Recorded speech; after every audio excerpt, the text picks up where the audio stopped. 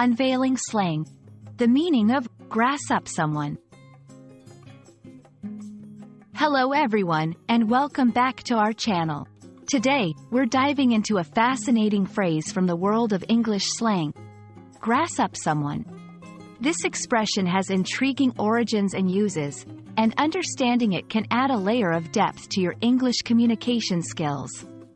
So, let's get into the nitty-gritty of what it means to grass up someone and how you can use this phrase effectively in your conversations.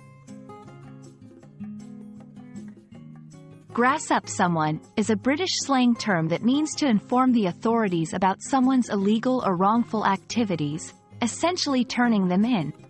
The phrase is often used in contexts where loyalty and secrecy are expected, such as within a group of friends or a community. To grass on someone carries a negative connotation, implying betrayal or disloyalty. The term grass in this context is believed to come from the Cockney rhyming slang grasshopper, which rhymes with copper, a slang term for a police officer.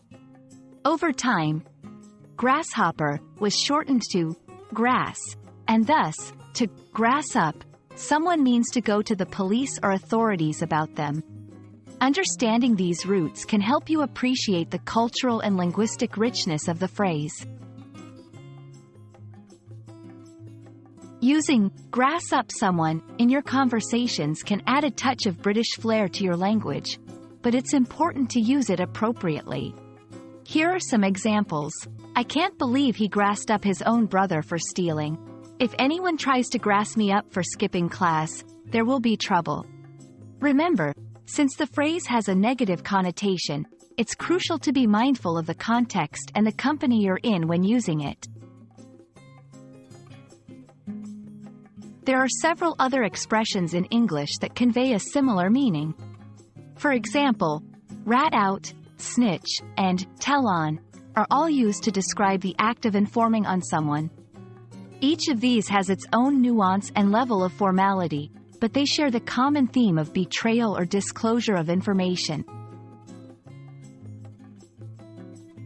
And there you have it, the meaning and usage of grass up someone, demystified.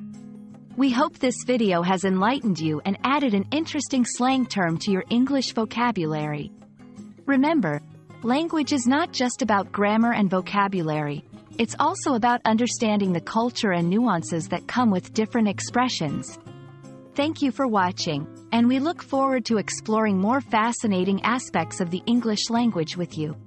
Stay curious, and see you in the next video.